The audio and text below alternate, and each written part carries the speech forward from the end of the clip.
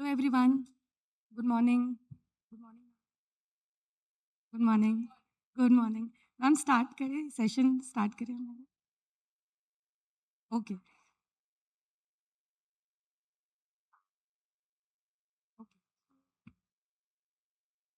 Good morning our distinguished guest, respected faculty and all my dear colleagues. Every phase of a woman's life tells a story. At midlife, it is not the end of the youth. It is the beginning of wisdom, resilience and rediscovery. Today, we gather here not to discuss a crisis, but to redefine it as a period of transmission, growth, and healthy aging. A very warm welcome to everyone present here. I, Dr. Shikha Soni, and Pati Mundra. we welcome you all on this day, day 2 of Scientific East Zone Conference of Indian Menopausal Society. We are at Hall Chitrakoot. Now, moving on to our first session, that is panel discussion on cardiometabolic reset, blood pressure, lipids, and heart health at menopause.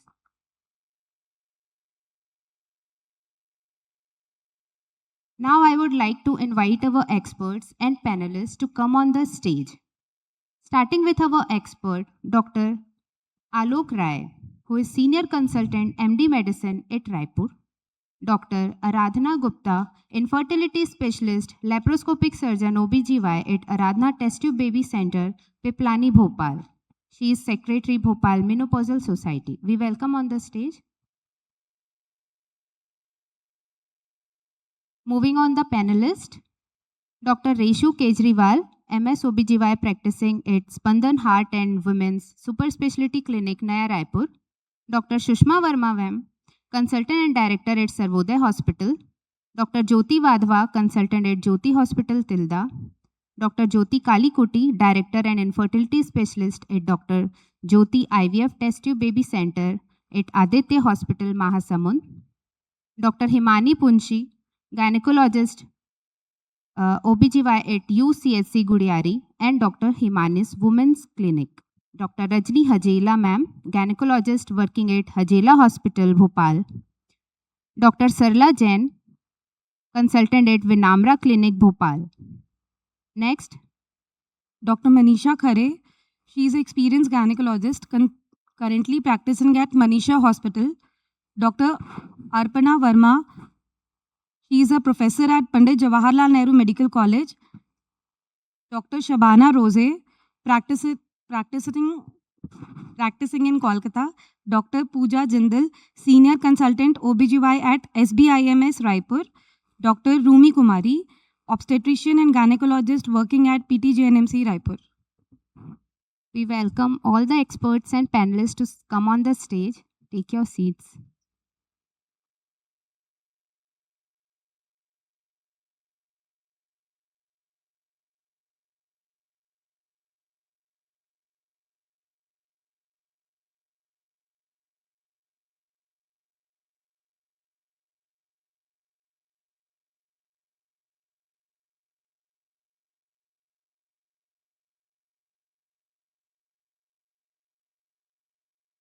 Now, I will call our moderators, Dr. Kiran Pandey and Dr. Amrita Rajpuriar, to come on the stage. I request dear chairpersons to introduce our moderators for this topic.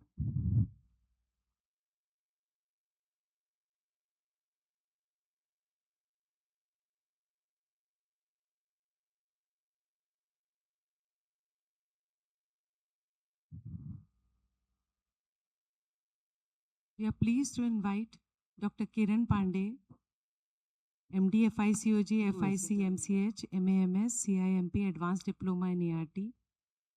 He is President, Kanpur Menopause Society, State Chapter, UP OBGY, and she is Professor at Jalon, UP, former Professor and HOD at GSVM Medical College, Kanpur.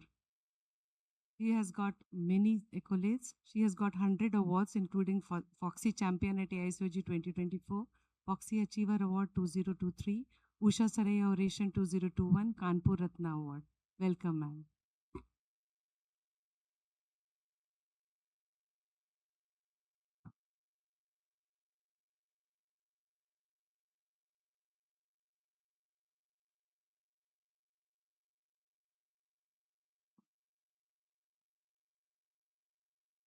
Current affiliation, Jaipuria Medical and Research Center and Garg Hospital, Gorakhpur. He got President Gorakhpur, now present President Gorakhpur Menopause Society, past President of Gorakhpur Option Gynae Society India, 21-23.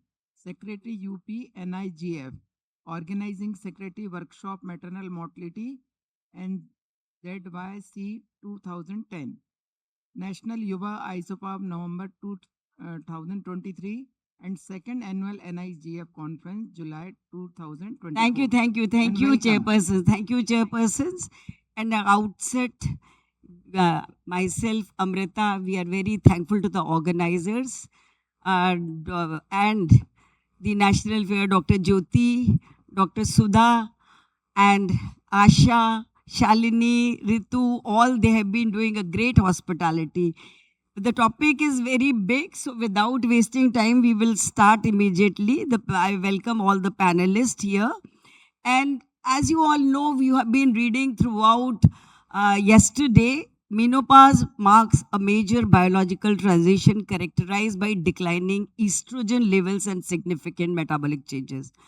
Postmenopausal period is associated with increased risk of cardiovascular disease, insulin resistance, dyslipidemia, weight gain, and metabolic syndrome. These are the important features.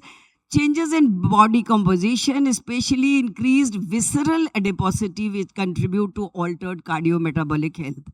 A cardiometabolic reset approach focuses on restoring metabolic balance through lifestyle modification, nutrition, physical activity, sleep optimization, and of course, risk factor management.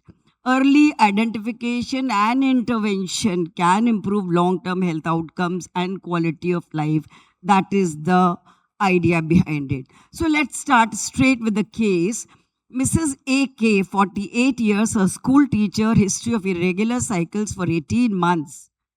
Hot flushes, 6 to 8 per day, and disturbed sleep. Family history, father had MI at 62, BP 128/84, BMI 27.4, waistline 89 centimeters. We'll be focusing on those investigations which are important for the case, not going haywire, focused one. So the total cholesterol 247 milligram per deciliter, LDL-C 168, HDL 44, triglycerides 198, fasting blood sugar 102, FSH 42, AMH 0.3, HOMA IR 2.8, CIMT was done, borderline 0.78, ECG normal, echo normal. Previous lipids 2 years ago, you notice on this. Total cholesterol 198, LDL 124, HDL 52, triglycerides 138, 25% deterioration has happened, and that is coinciding with the perimenopause. Framingham's risk was calculated, 10 years Framingham risk, and that was 8.4%. So now somebody just enumerate, we can start from this side. What is happening actually biologically, all this has said, and then if it is significant, does she need any treatment or it is just a phase of life? See, as per the investigations, firstly we'll look on to the clinical symptoms, and she is experiencing hot flashes, and these typically mark the vasomotor symptoms of menopause. So definitely she is experiencing menopause clinically. And looking on to the investigations, we can see there is a rise in the total cholesterol level, approximately 15 to 20%, and there is a rise in the total LDL cholesterol, decline in HDL cholesterol. So these changes typically coincide with the menopausal transition, which is going on because of lack of estrogen in the female. Yes. So many you have already seen the proof of the menopausal. One is this, of course, hot flashes are there. There's a sleep disturbance. There is a hormones are showing the changes, and of course, lipid profile has derailed. So does she need treatment? Sir, we'll come to you when. Hello? Yes, of course she needs treatment. She is having vasomotor symptoms, which are quite moderate type, 6 to 8 per day. Along with this, having sleep disturbances. So she will need MHT. So you mean to say, does she need treatment? I meant intervention, pharmacological, or we can work without with the lifestyle changes. But I feel she needs short-term treatment of MHT for having a greater relief, because it is moderate. 6 to 8 per day is going to disturb her quality of life. And Okay. also So her we lipid should profile is counsel deranged. her Along for with her, of course, we should lifestyle counsel her change. for lifestyle modifications. At least we should give her a trial of a 3-month period so that she can go for lifestyle modification changes and also behavioral changes, so that we can observe the changes what these lifestyle modifications have on her overall on the part of investigation and symptom relief as well. Okay, we'll come back to this also And again. because her lipid profile is deranged, I think we should start statins. That is my. Yes, we'll come to If that. there is any Basically, other response. lifestyle changes is the first line of treatment. That is agreed. And we'll come to that the 3 years trial, and then we'll have to see how much the lifestyle changes reduce the lipid profile. What is an expected decrease? Around 5%. Expected decrease slightly more, 10 to 15% decrease might be there with the lifestyle changes if we actually seriously works on it. But that will not be sufficient. With 25% deterioration has happened, and earlier also she was not actually considering the menopause changes. It was not the ideal one. So definitely we'll need pharmacological. What, we'll come to that. Now, somebody might comment about the standard calculators which we are using, Framingham's and the PCE and the QRISK-3. These are the menopausal, if all of you have given CIMP or read it. So these are these. So are they good? Do they estimate correctly? Or if not, something else?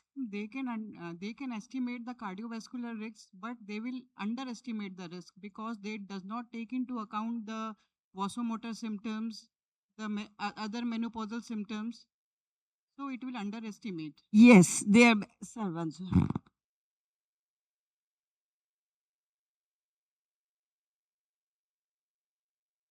So basically, they definitely have a good calculation, but menopausal symptoms, specifically vasomotor, insulin Okay. resistance, etc., they do not take care. First of all, this lady, the case which you have presented, what it highlights is she has multiple risk factors, as you can make out.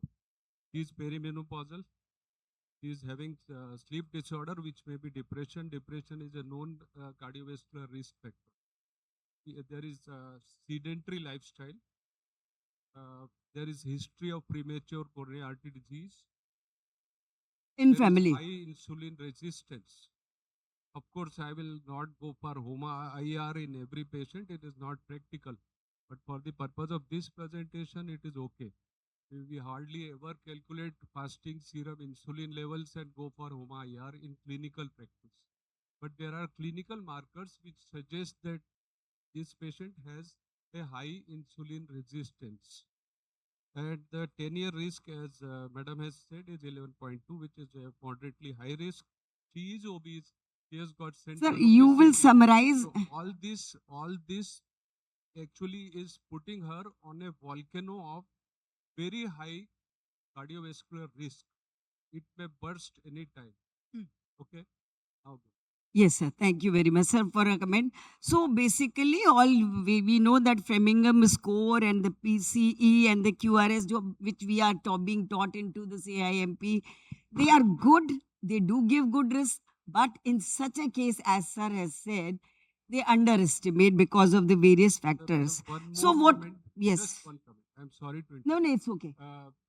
There are multiple risky scores which are available. Some of them are already shown on the slide by Madam. None of them are validated for Indians as on date. So the only risky score which I will recommend you to follow is the QRISK 3. She has mentioned it in her slide. Yes. Why QRISK 3? It is a British risk score because they ask for ethnicity. we are ethnically, genetically different from Europeans and Caucasians. So ethnicity is one of the factors, this one of the predominant which decides the QRISK 3 score. So that is the closest to our score Very for correct. Indians. Yes. You want to use QRISK 3. Now finally, the Lipid Association of India is very shortly coming out with a risk score which is under validation right now. And maybe within 1 year or 2 years down the line, we will have our own Indian risk score by Lipid Association of India.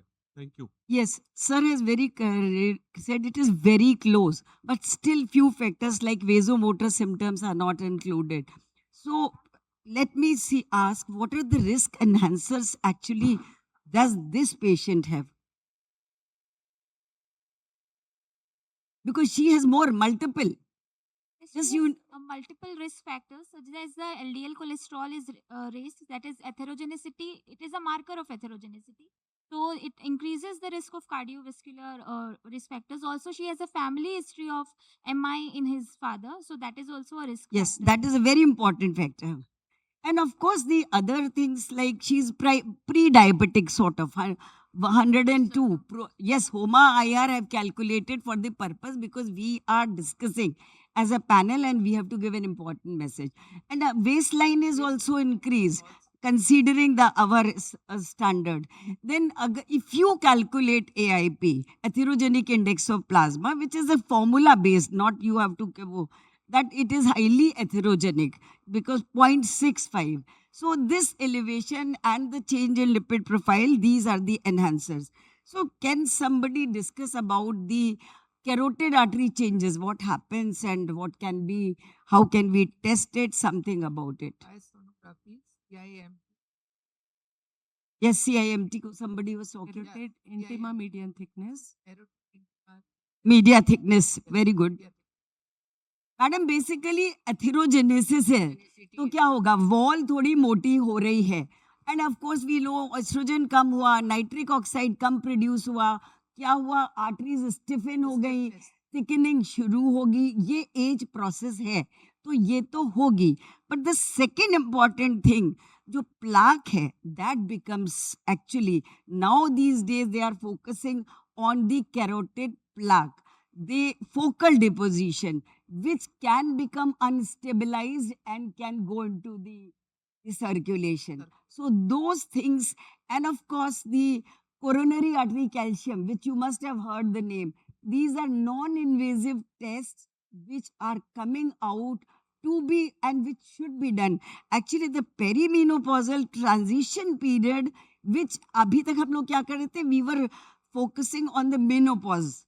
But actually क्या है perimenopausal जब transition हो रहा है the recent जो doctor यहाँ Raipur society ने लिया है if we are able to focus at that time then we will be able to do with those changes Okay, so carotid intima media thickness is a very good test to estimate and find out subclinical atherosclerosis. Or the patient develops coronary artery disease, as madam has highlighted, or a paralyzed stroke, again this is a volcano. Somebody sitting on a volcano. So carotid intima media thickness, if it is more than normal, this puts the patient on high risk or moderate.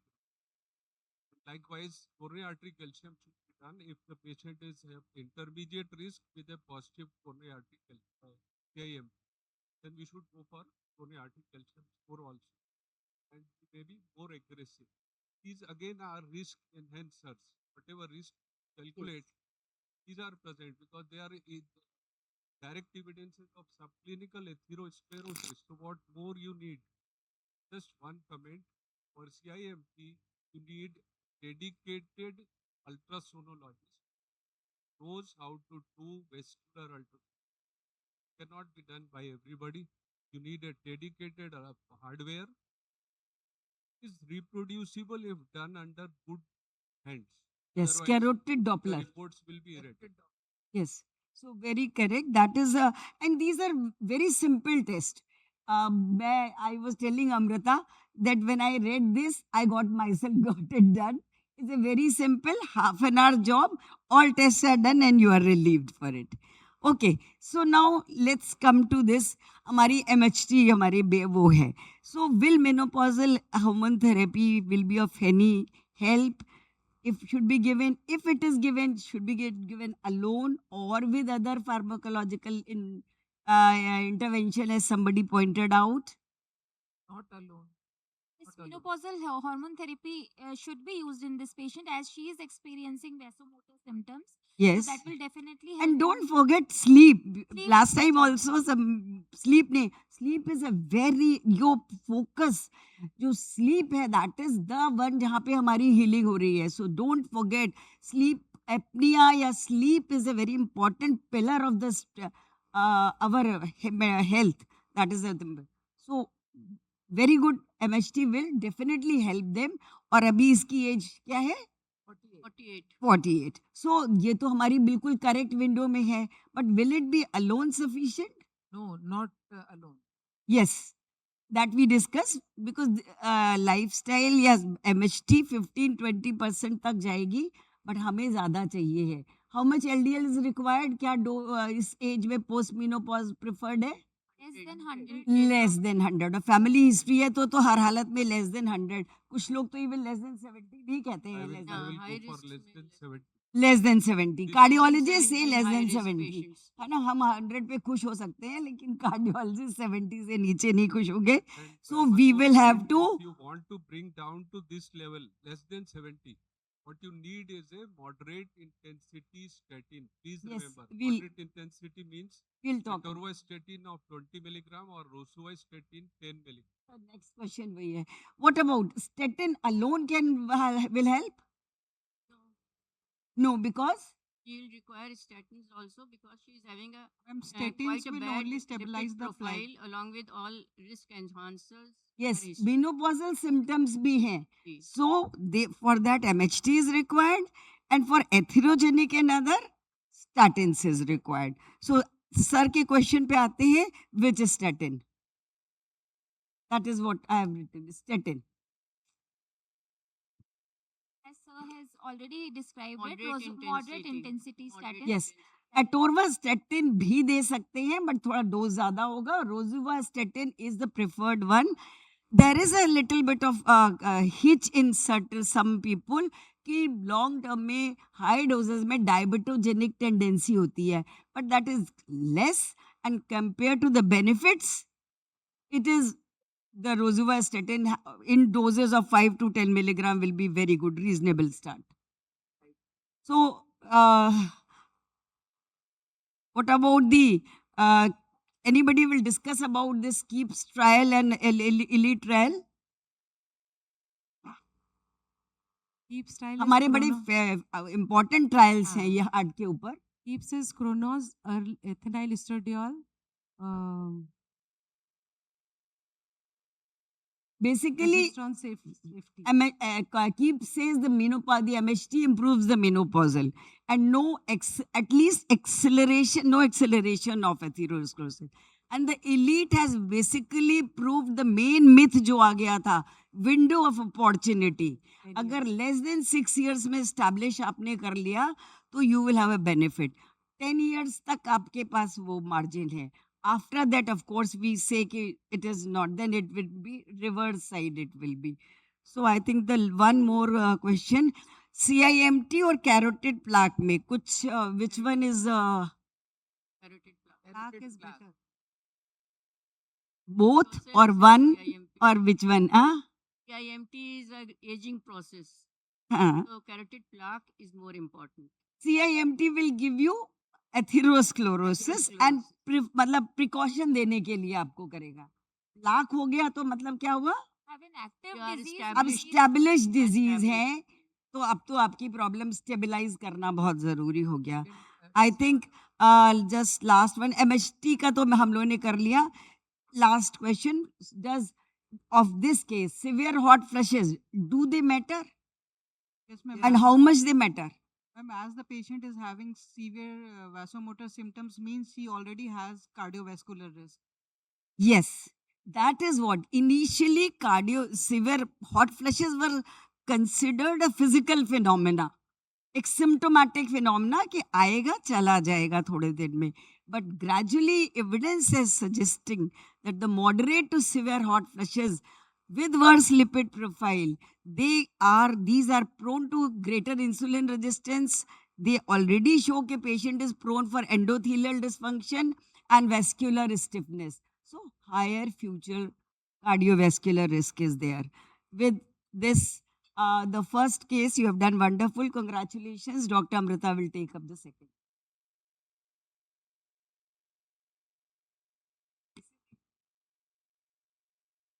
Thank you, Kiran ma'am, and thank you for setting up the stage. The next few slides will be a revision or rather basic ones. So let's move on quickly to them.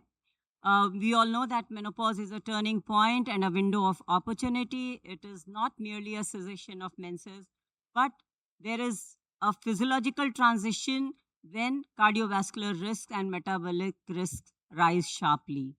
There is loss of endogenous estrogen cardioprotection, accelerated thickening of and stiffness of arteries, we all know now, and it is shift towards the pro-inflammatory stage. It is also an inflammatory stage we should not forget. And here we can see in the purple is estrogen, in green is progesterone, and when they decline, the red is the cardiometabolic risk, which is rising very high and quickly, and it is steep. There is decreased insulin sensitivity, upregulation of renin-angiotensin system, leading to hypertension and altered carbohydrate metabolism and rising HbA1c levels. Here we can see the visceral adiposity. From subcutaneous to visceral, there is accumulation of visceral and pericardial fat. Visceral fats act as active endocrine organs, we all know now, and they are also pro-inflammatory cytokines which are secreted from the fat. It is directly linked to metabolic syndrome and coronary heart disease. So we all know what are the normal levels now. HbA1c should be below 5.7%. Fasting blood sugar should be less than 100 milligram percent. Madam was asking about low density lipoproteins. They should be less than 100 or less than 70, as sir said. Total cholesterol should be less than 200. HDL should be more than 60 milligrams. And triglyceride should be less than 150. So how does menopause alter these numbers? We know now what are the numbers and how does it affect these numbers? Anybody can answer. Process of menopause is lipid Hello. profiles. During the process of menopause, there's changes in the body, starting from the hormonal changes and the cardiovascular problems. So it depending upon the lifestyle also, body mass index also. So overall lipids they usually rise by 15% during the menopausal. So it is has been seen that a rise of 10 to 15% there during the menopause. All right. And abdominal fat distribution, there is redistribution towards the midsection. The visceral. So we are talking about the lipid shift. We are talking about the rising LDL, lowering HDL. So what does it do? What is the effect of this lipid shift? As we all know that if there is a rise in the LDL cholesterol, that means there is a risk in there will be rise in atherogenicity as well, and hence there will be chances of the patient will be more prone for the cardiovascular diseases. Yeah. LDL is atherogenic, so it will cause atherosclerosis. And LDL leads to is the atherogenic. plaque formation. Plaque formation. Mainly, it is responsible for the plaque Plaque formation. formation. Apoprotein B is responsible for the atherogenicity. Total cholesterol leads to increased baseline risk, we all know, and triglycerides are the components of metabolic syndrome. So, likewise, the lipid shift affects the patient's profile. Arterial stiffness, we have talked about a lot. I'll just say a word about increased carotid femoral pulse wave velocity. It increases when the arterial stiffness is more. I would like sir to comment upon this, the velocity. Carotid femoral pulse wave velocity. Achha, Rarely do it. it's In our rarely practice. done, so I Now, mean, just a comment because you have interrupted us. And my comment on lipid profile. When you ask for lipid profile, you never get reports about FOB, FOA, or and even LPLA. They are not routine part of the routine lipid profile. But there are some markers which tell you. And for the purpose of this audience, please remember, good cholesterol is carried by FOA. Bad cholesterol is carried by FOB. Now, FOA carries HDL cholesterol, which is the good cholesterol. So, if you measure HDL cholesterol, which is measured in all routine lipid profiles, it gives you an information, the information regarding FOA. Coming to FOB, all bad cholesterol is FOB. And to estimate FOB in our practice, a very rough guide is non-HDL cholesterol. Total cholesterol minus HDL is non-HDL cholesterol. So non-HDL cholesterol is same as FOB for all practical purposes. Okay, madam, please go ahead. yes. So it has been explained well by Alok sir. So I would skip the coming slides, the ApoA and but I'll like to mention lipoprotein A. We should know about lipoprotein A because it is a genetic marker. Lipoprotein A is generally considered to be less than 30 milligram percent, and it is levels above 50 are considered high and indicate a significantly increased risk of heart disease, heart attack, and strokes. So I'll quickly skip the slides. I would just like to, because we are talking about the inflammatory condition and dysfunctions. So is there any role of mitochondrial dysfunction at menopause? Since there is a rise in the level of pro-inflammatory markers, so mitochondrial DNA damage will be more because these are more prone for damage by reactive oxygen species which are produced more during the menopausal. And we all know that this reactive oxygen species can lead to so many risks. They can lead to cancer, senescence, neurodegenerative disorders, and apoptosis. So I'll move to the other slides. What are the other metabolic syndromes or other than diabetes which affect the menopausal ladies? Ma'am, there can be fatty liver during Yes. menopause because Yes. of increased visceral fat deposition, decreased insulin sensitivity. Yes. So we should not forget metabolic dysfunction associated fatty liver disease. It increases at menopause. Sleep and cardiovascular risk we have already discussed. So what leads to progression of type 2 diabetes at menopause? Anybody can take it. Mike, Menopause is a Insulin sensitivity. yes. Also, ma'am, there is a decrease in lean muscle mass. So the Yes, glucose very storage. good, very good. That's a very good answer. Yes. Yes, yes. You can continue. Ma'am, the glucose storage mechanism means the consumption will be reduced and also the insulin resistance will be more. Also, the visceral fat that will increase. So that acts as an endocrine organ and increasing multiple inflammatory markers for. So it is a multifactorial problem. Loss of estrogen leads to decrease in glucose transport expression and glucose transport also. And muscle loss is there, declining lean mass reduces glucose storage, and visceral fat is also responsible. Adiponectin levels decrease when the visceral fat rises. So we'll not go in the detail of glucose transport, etc. And how does visceral fat affect the overall health? visceral fat is the active, it acts like active endocrine organ, whereas a subcutaneous fat doesn't. Yes. There are chances of my again. comment will be, please remember, the need reason why you have more visceral fat is already explained. Estrogen levels go down during the perimenopausal area time, and there is excess deposition of the visceral fat. Now, this visceral fat is very dangerous because madam has already shown it secretes hormones, it secretes Adiponectin cytokines and and chemokines, which are pro-inflammatory and pro-thrombotic.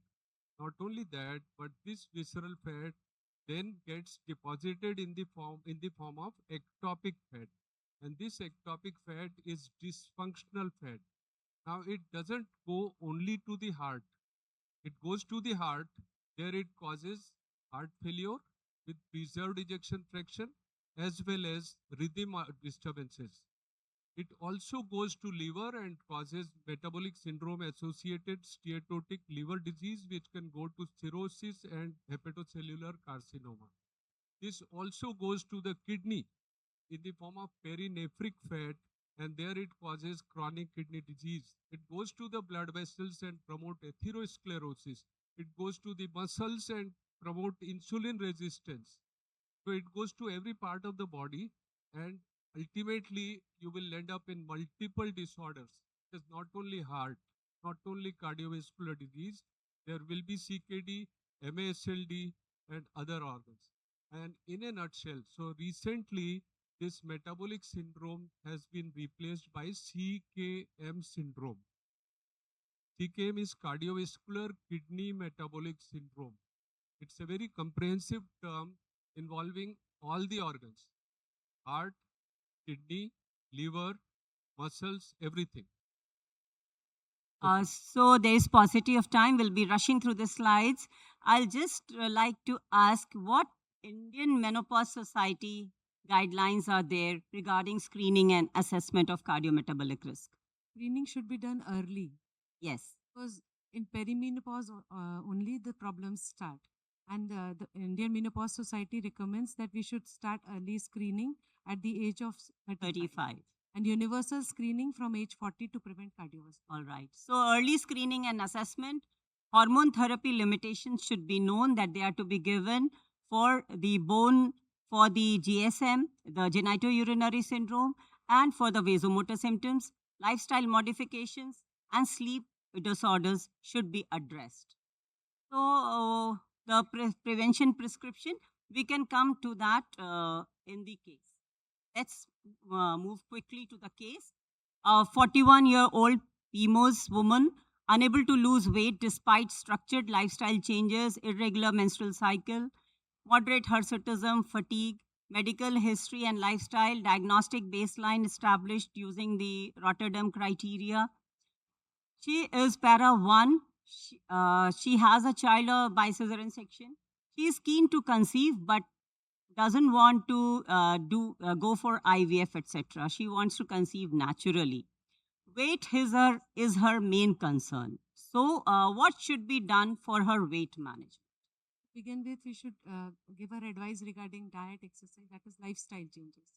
So, lifestyle modification is the best, and she has done it already. She has adhered to the exercise, she has adhered to the diet. Now, she is still not losing weight. What else? Advice for pharmacological Then intervention. pharmacological treatment. like Yes, so metformin. medical treatment is there, and she can go for bariatric surgery, but she's not more than 35. But the medical treatment is the best for her. And what are the options we have? Nowadays, it's with GLP-1 agonist.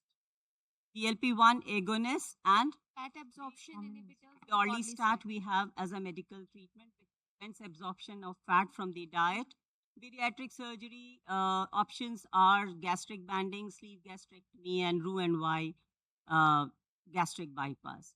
So I would nowadays, like to add one thing. Whenever you put your patient on these GIP-1 agonist or this GLP-1 agonist, then ask her to use some contraceptive, because once they lose their weight by 5 to 10%, they start ovulating and may conceive. So, right now we don't have robust data regarding the effect on your baby about the teratogenicity. So ask them to wait for 2 months after stopping these medicines and then go for the treatment for infertility. That's a very important thing. Dr. Aradhana has given a wonderful tip. So we all know, and there has been lot of talk for last 3 months or 6 months about an injection, Ozempic or semaglutide.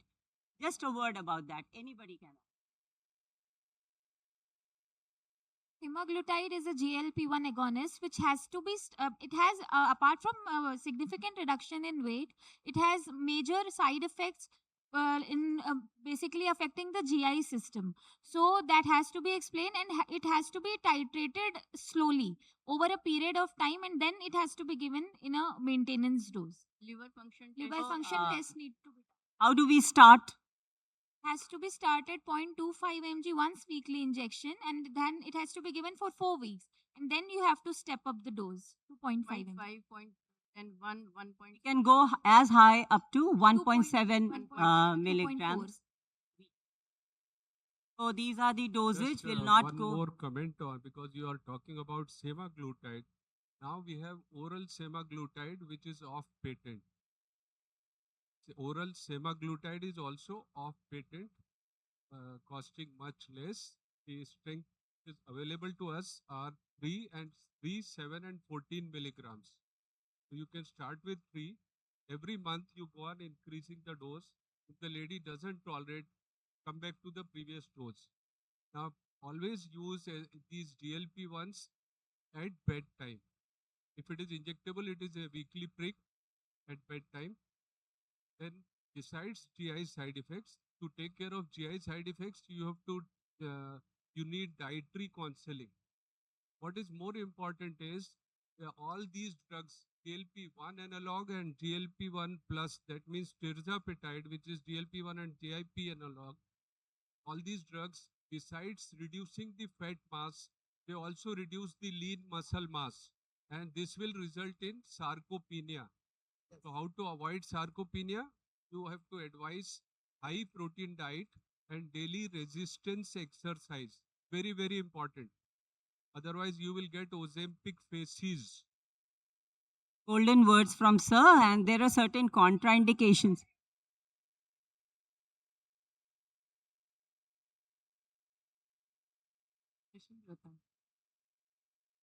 Depression. Right now we don't have such if you have seen in your patient maybe, but there is one thing: once they stop the medicine, the weight comes back very Rebound. fast. Yes, rebound So also. yeah, so I mean, always tell your patient कि it's a long term treatment. It's not like in a days you will be able to reduce this weight, and keep on doing exercise and diet. That's very important. It doesn't cause depression or neuropsychiatric issues. No, that must be due to something else. It actually improves it. And the only another point which we must remember is the rebound weight gain. Yes. Once you stop, you go back to square one. So it has to be continued in a low dose maintenance. Maintenance. I want to say one more thing. These drugs, liraglutide or semaglutide or tirzepatide, these cannot be prescribed by a gynecologist. Remember, you have to refer your patient to endocrinologist or physician.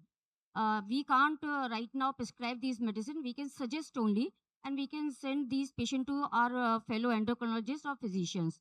And the only 2 drugs are recommended by DGCI for the use of weight loss. It's semaglutide and tirzepatide, and rest of the drugs are not recommended. Orlistat is recommended, so that you can write to your patient. Because of the paucity of time, I think we will leave with those, although the both important cases were there. But anyway, just to summarize it, the menopause transition represents, all of you know, a vulnerable physiological window characterized by a sharp rise in cardiovascular disease risk due to the loss of endogenous estrogen cardioprotection MHT has to be considered within the window of opportunity. It provides beneficial metabolic secondary side effects, even reducing the visceral accumulation of the fat and insulin sensitivity, which is very important. Premature menopause, further you have to be very important because that will increase the coronary heart risk by 1.5%. And the transderm, if you have to give MHT, one important thing was there that the transdermal MHT has to be given because that will avoid the liver hepatic pass and will not cause blood pressure evaluation, etc. MAFLD, which sir has already discussed, is very important, has to be taken. And hypertension, the immediate initiation, low blood pressure को we have to counsel.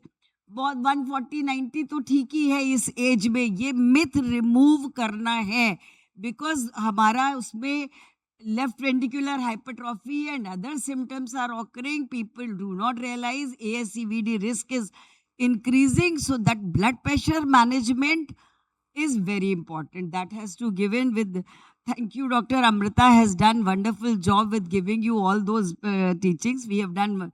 So thank you very much. Thank you, our expert. Last line. Golden line. Very good presentation by both of you. Wonderful job done by you, her, and all the panelists. Now, the final comment is, and that is the carry-home message in every perimenopausal and menopausal women, we must aggressively look for cardiovascular risk factors, pick them up early, treat aggressively to prevent cardiovascular disease. This is the message. Thank you. Thank you, experts. And specifically, you sir so has much, given very Raipur Menopause golden Society words team. for us. Thank you, Radha.